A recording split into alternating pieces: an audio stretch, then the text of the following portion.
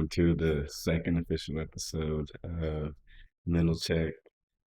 Today, the person that I have with me is one of my best friends, one of the people that I grew up really all my adult years lived from college, my accountability partners, and the person that I'm super excited to have today and just talk through some things. So, without further ado, Roland Ladipo, going on, man. Okay. Brother, How you doing? Good to have you on the show today. good to be here, brother. I appreciate what you do. No, so we kind of ran through some stuff before it started, but first thing I just wanted you to talk through is your upbringing, kind of what made Roland Ladipo who he is today, and if your family, all that. Let's see. Start growing up with, African parents, Nigerian parents, both my parents coming here to the States in their late teens, early 20s. Faith and a reverence for anyone older than them, and just a work ethic was kind of just part of their culture. So coming here to the States, to make the American dream was just something that they always strive for. And my father, he had to do a roundabout way of getting here. He had to first go to France, then London, then Canada before he could get here. So I'm just having that in them and them bringing, their culture with them and sticking with, their roots. Um, I think just brought me and my siblings into this world with, um, I'd say, yeah, a different perspective than, I don't know, the American culture. Um, Academics, strict structure was always a part of kind of our environment growing up. It was always, grades first, sports or whatever after that. But first and foremost, our faith. So being brought up in the church, we started up in a Baptist church, um, and we went to a Nigerian church for the majority of my like preteen to teen years.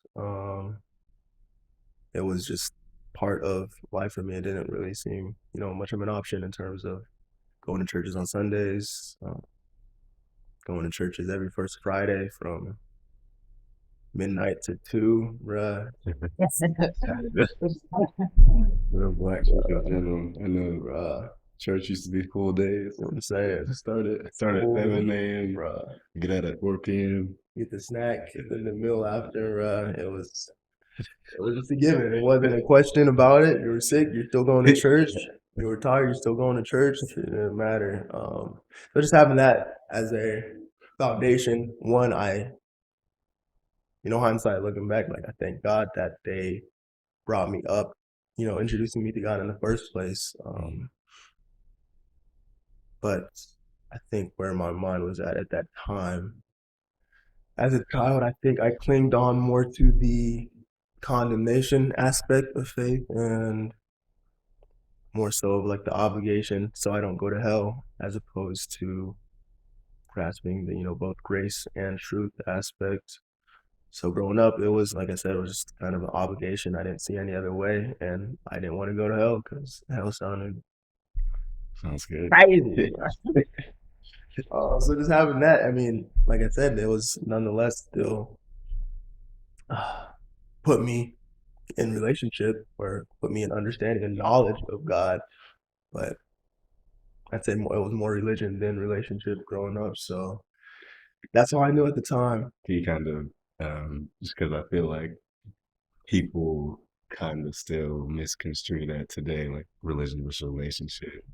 She just talk a little bit more about like what exactly is the difference to people who just have no idea. Yeah. So how I see it now, I think the term religion has been misconstrued and has taken different forms with, I don't know, our culture, even just the American culture. But I think the premise of what I'm getting at when I say like relationship as opposed to religion is it was just obligation when it came to how I saw Christianity. being religion, obligation, no sense of desire or want, but just needing to do this in order to get this. So somewhat of like a transactional faith.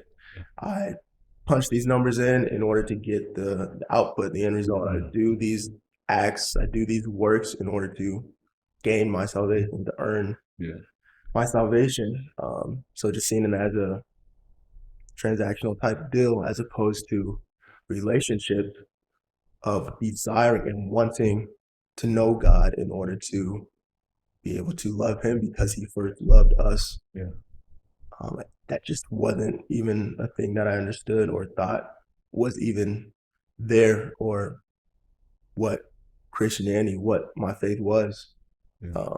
So that's what I mean when I say it was a religion as opposed to relationship. And now, as He's brought more understanding, and He's given me more understanding, I'm striving to grow my relationship as opposed to just doing the works, the transactional 1+1=2 type deal to earn something that can be earned, something that we don't deserve in terms of our salvation, but nonetheless, it's Him, a gift from Him because of His goodness, His grace, His mercy.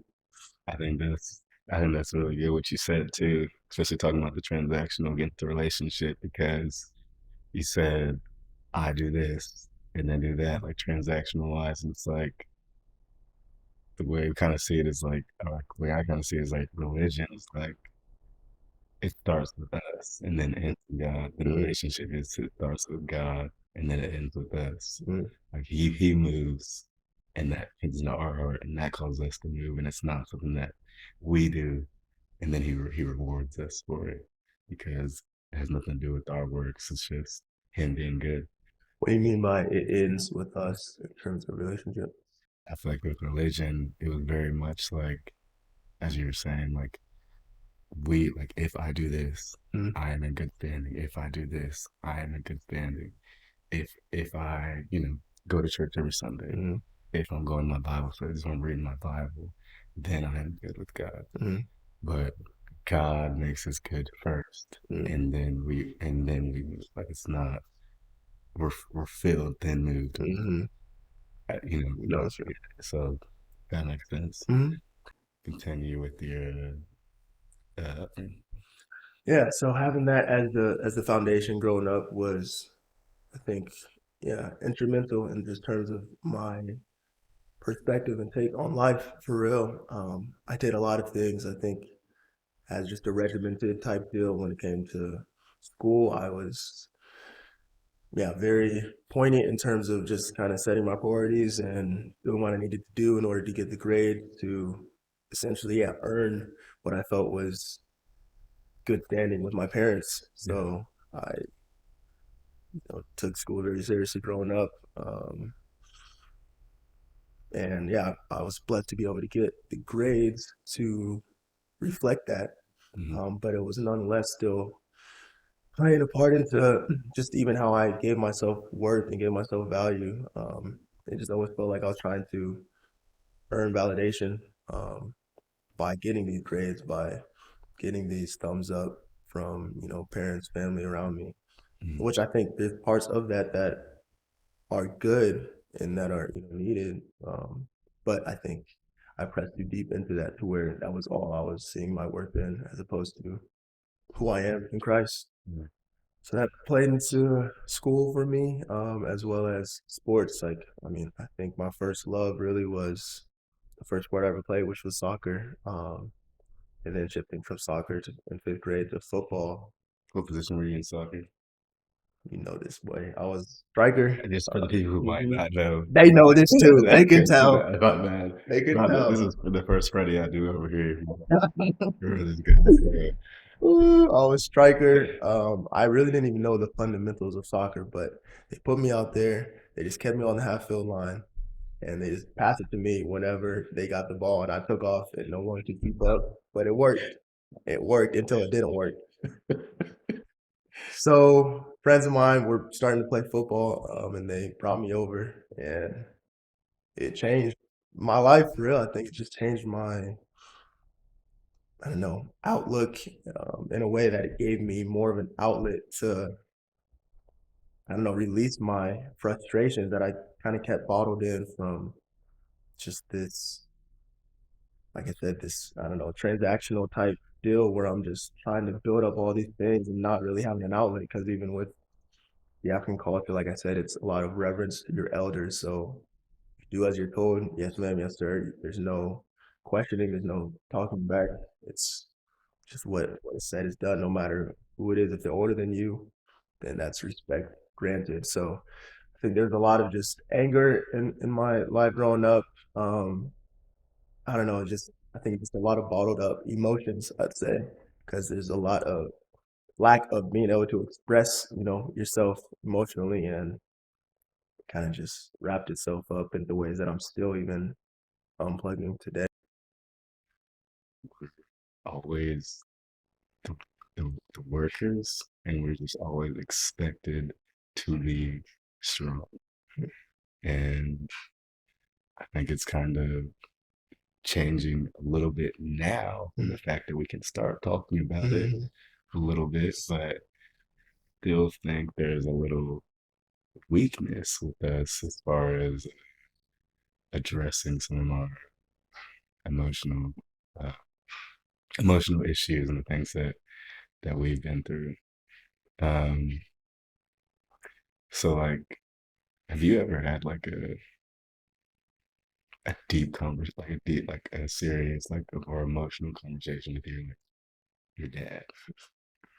Bruh, it's funny because, yeah, even just growing up, like, you don't see your parents as humans, like, Yeah. with their own flaws and whatnot. You kind of just see them as expected to just know it all and just, I don't know, not have a sense of, I don't know, mistake or flaw. Hmm. So I think that added to the aspect of not being able to, really express and show emotion and be able to have our thoughts growing up. But, bro, I think in these past 2, 3 years, even with living, an hour away from them back in Dayton, and then having my dad come and visit me pretty periodically out in LA, I've just I think started to see things more like he has seen things and kind of even just peeled back a layer of, I don't know if it was fear or a sense of having to look my best for him to where I didn't bring a lot to him. And I think maybe even I thought he maybe didn't want to know everything that I had. But I mean, he's a very loving father. He has his own way of, dealing with things. But to answer the question, these past like 2, 3 years, I think things have really started to shift with my relationship with him to where I, when he came out to visit me back in October, like he shared some things that I've never heard him say before. I've asked some things to him, but I never heard him say in terms of what his upbringing was like, just even with women back in Nigeria, um, premarital sex, his own struggles, if he ever had struggles with like pornography or anything. Like Hmm. it was, I don't know, it felt natural having to talk with him, but it was something that had never really, I guess I never had the boldness or sense of mind to feel that it's it was something that I should even like bring up, I guess, or maybe waiting for him to bring it up to me in a way. Like we never even had the quintessential like sex talk growing up either. It was you're not having sex until you're married. It was an understood thing. Yeah, just don't do it. Yeah, that was the extent of it. But Hmm. yeah, these last 2, 3 years, I think really started to shift and just our relationship to where I'm starting to see things more so in a perspective that I think he's had for some time. And just as I'm coming into adulthood, on my own and having to experience different things than I had before, it's really opened up some things, maybe just even out of necessity Hmm. to where like I know these are things that I want to know and I need help and I need perspective. It's the first time I've really had a disciple, a male disciple an intentional male disciple. So that's even opened up avenues to where I'm having these talks with men in my church, older, younger, same age as me, to where I'm like, okay, I'm able to have, these heart to hearts that are really giving me perspective and just godly counsel. Like, this is something that I can start to open up with my father. I should have already opened up with my father. Not to say we never had, but just have never been to this level. Absolutely. Appreciate that. Kind of shifting it up here. Can you go into the lowest point that you've ever been in? If it's now, is that going? If you overcame it, how'd you overcome it? Mm. Hmm. Uh, Rob, I think for me,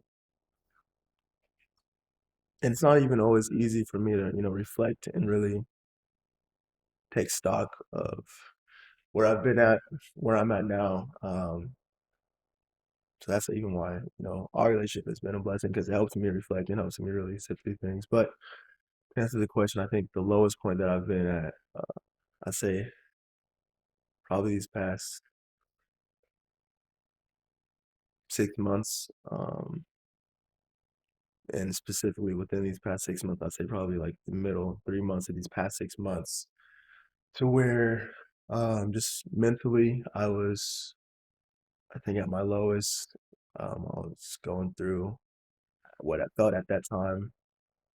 I think the highest peak of my own anxiety and depression, stemming from, yeah, just unmet expectations with life, but primarily just with work and coming into adulthood, being in the city that I wanted to be in for so long and not being how I thought it would be, being, in this job that I just felt lost in, inadequate, um, a fraud, essentially, imposter bias going crazy in my head, and just feeling like I've been trying to do all these things for so long in terms of trying to fit into my career, fit into even my faith and all these aspects that just I felt I put in the work, I guess, in my mind, expecting this grandiose sense of fulfillment, and it just wasn't that. So I don't know, there was a sin of what seemed a while, but probably just a few weeks consecutively to where I was just waking up and just laying in bed, just feeling like I physically couldn't get out of bed. There was no desire or want to get out of bed. I would really wish for death. I had prayed for death on occasions going to sleep because I just felt there wasn't anything worth going on for in terms of just the pain and just the lack of joy that I was going through. It just felt like it wasn't worth continuing to push through all this for what? For more unknowns, for more pain, for more trials, because that was the only thing that I felt certain about was what I was feeling.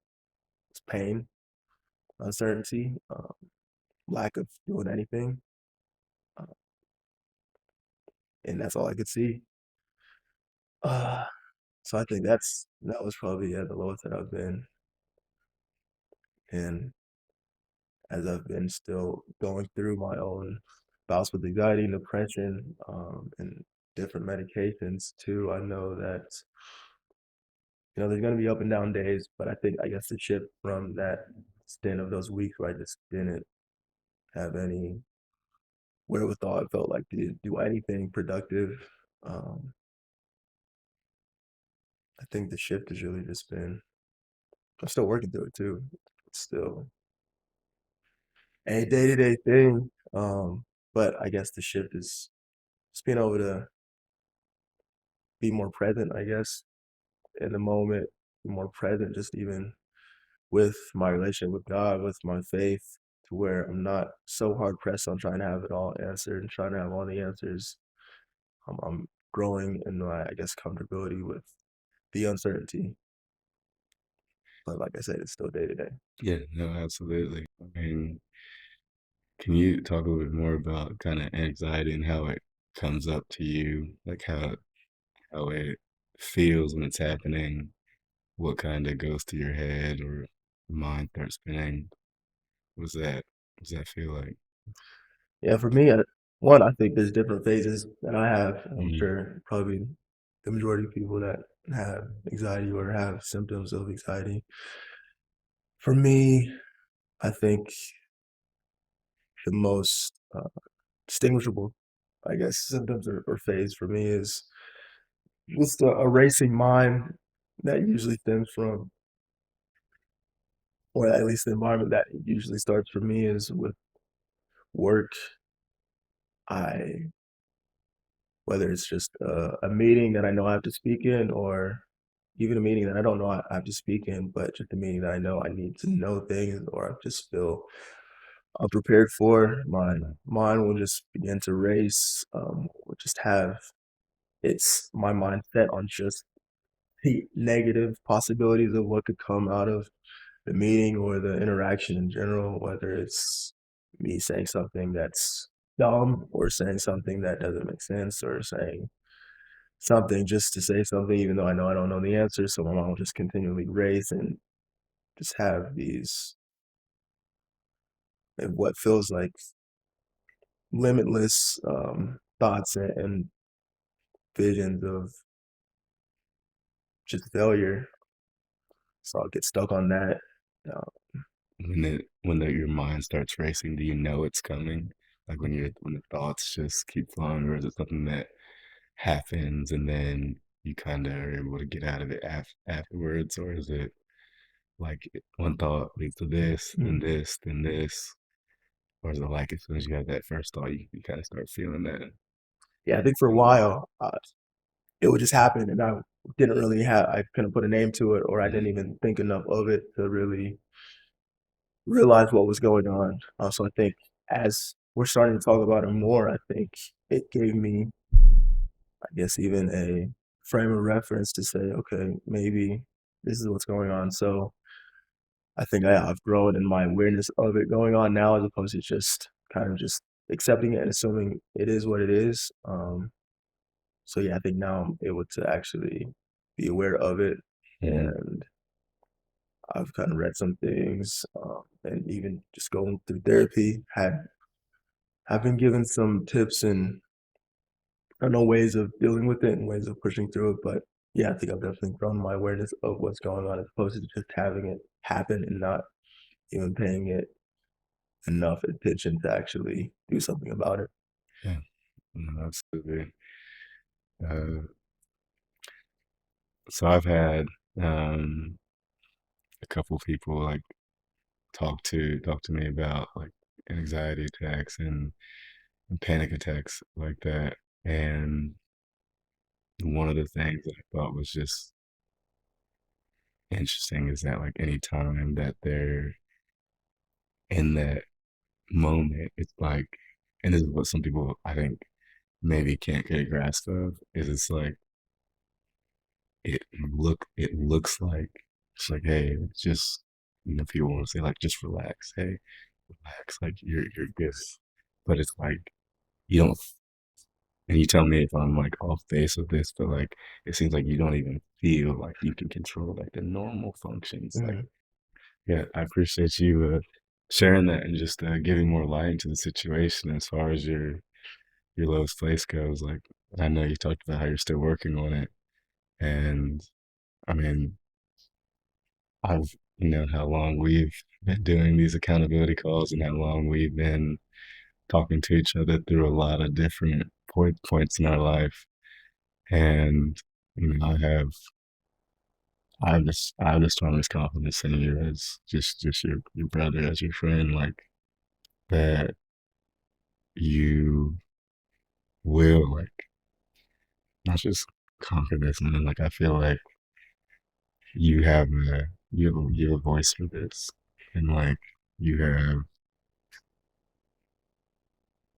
something special in the fact that you can go through a lot of these things and people would have no idea.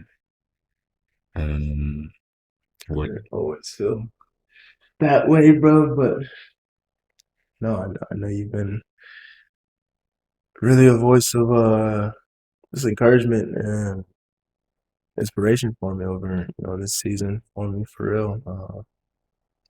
But yeah, in the midst of it, doesn't always seem that way too. And I think yeah, one aspect of anxiety too that I think I really didn't become aware of is in the midst of it, like processing things just don't doesn't work in that way. Like when I'm really kind of in the midst of about it's a process information coming doesn't work. Um, to where it kind of just leaves me in a frazzled state too in my mind where I'm just trying to catch up to the last thing, but then it's gone, catch up to the last thing, but then it's gone. So yeah, like the pacing that you're talking about, can be a way that people just work with it. But I don't know, I appreciate just how you're always there to be able to be a voice of reason for me for real, bro. I think it goes deeper than you may realize, and even sometimes when I will respond in my goofy way of kind of just downplaying it or being, I don't know, not standoffish, but being dismissive about it, like it still does resonate with me. So I really do appreciate what you do just as a encouragement, even when I'm not trying to hear it, bro. hopes, I appreciate it. So going off of that, and this is something that I kind of ask every single guest, if you could be a voice to someone going through depression, going through anxiety, having sleepless nights, and you just were able to speak light to them, what would you say?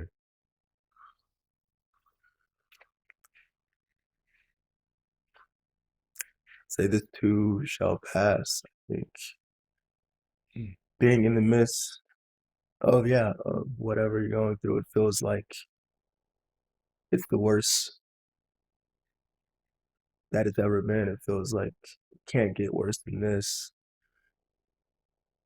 But then, tomorrow comes and it can be a brighter day or it very well could be a worse day. But nonetheless, I think the fact of the matter is, times will change. This too shall pass. So, the quintessential cliche term when the going gets tough, tough go on. I think it's kind of cheesy, but it's still, I think, a fact of the matter. Like, this too shall pass. We have an eternal victory, eternal joy that's there for us. Like I've been saying, junk doesn't always feel that way. It's tough to really see that in the midst of it, to really grasp that, or even hear that that's there in the midst of it. But the fact still remains. So I'd say, yeah, for even I'm speaking this to myself too. This too Mhm. shall pass. I think it's worth it, and I think even just from a faith standpoint, like it's not about me at the center. I know it's obviously instrumental for us to take care of ourselves and self, care. But for me to just see it as a me perspective and not realize that what I'm going through, if nothing else, I can be an encouragement to someone else going through it, and being able to do something like this to where I can encourage others and be able to bring the glory back to God as He's working through it. Like if that's all that this is for, this as in this season that I'm in, these troubles, these tribulations that I'm in, then He's worth it. And like we sometimes, especially us men, like we try to, we're such fixers that as soon as we're in a problem, like we want to fix it. Like we want to understand what we're going through. And sometimes it's hard. Rough. Sometimes it's hard to figure out what you're going through when you're so closely in it. It's like we want that understanding, but sometimes understanding doesn't happen until it's after. Rough. And then, you could say, just as Paul said, it was good for me that I was affected. Hmm. Um, and so that's, yeah, I mean, I think that's a hard concept to grasp. It's like, even though we survived, we looked around, we're kind of bloody, like we're here, we're still standing. So It's hard and it's frustrating at times too, for real, yeah, bro. yeah, absolutely. Okay. Well, cool, man. Uh, I was so excited to have you on, though. And I still am, and it's been great. Um, Now I kind of want to go into your own mental check. We talked about this, about kind of what each one means, but mentally, emotionally, spiritually, physically. Um, men. So 1 through 10, where are you? Today, right now, mentally, I'd say I'm at a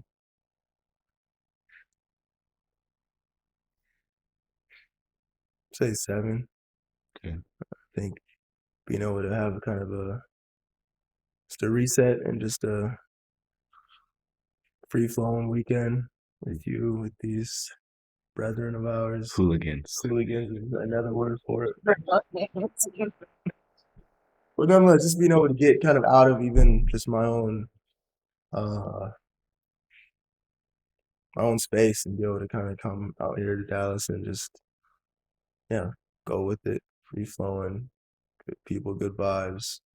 It's allowed me to reset and kind of just be more present. So I'd say right now for what I'm feeling like 7 mentally.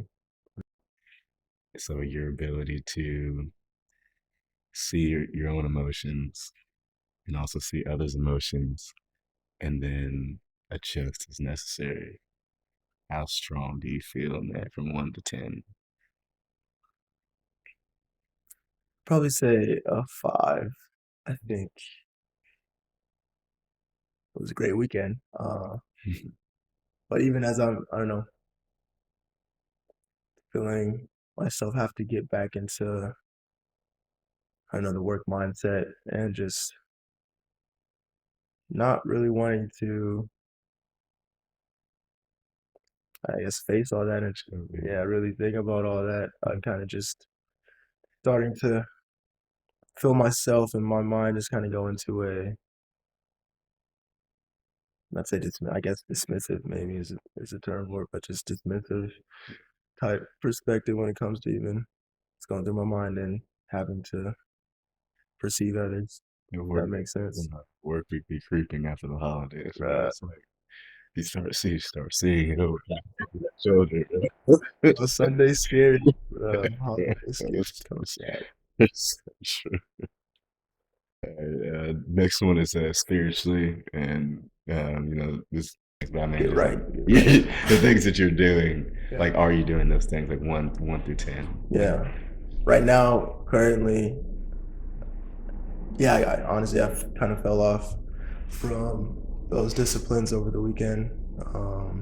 So right now, I think I'm about a 5 or 6 spiritually, just not having taken the intentionality over the past few days to get in the Word, even to get in prayer.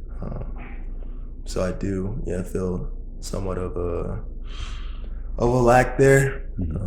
So yeah, I say 5 or 6 right now. Okay. The last one is physically. And that's just working out, health. General health. Like, how you feeling? 1 to 10. We got a few workouts in over the past few days.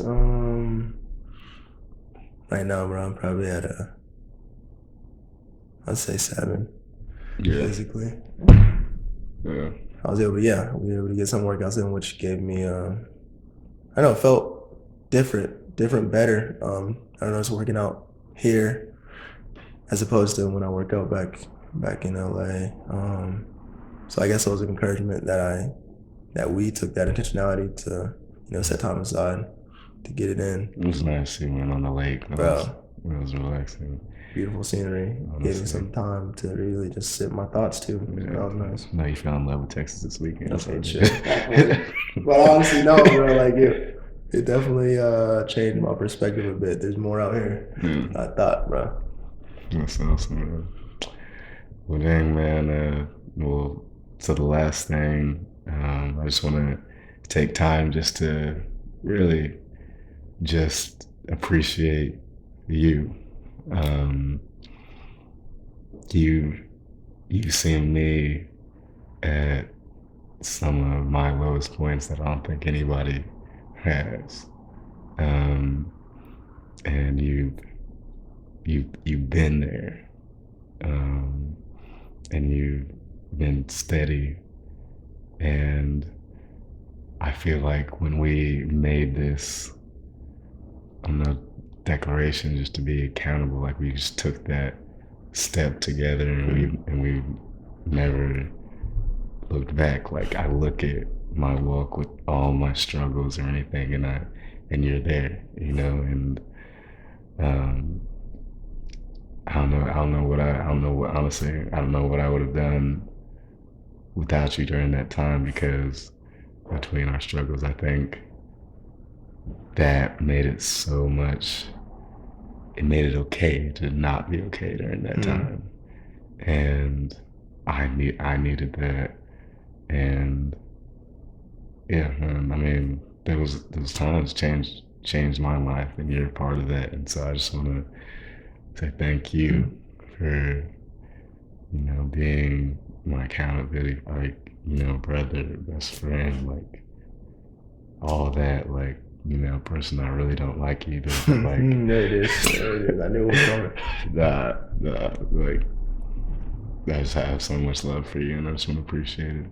But I appreciate you, bro. I appreciate you, man. I know we always do this, we always say it, but I'm not just saying it to reciprocate. I'm saying it because I mean it, man.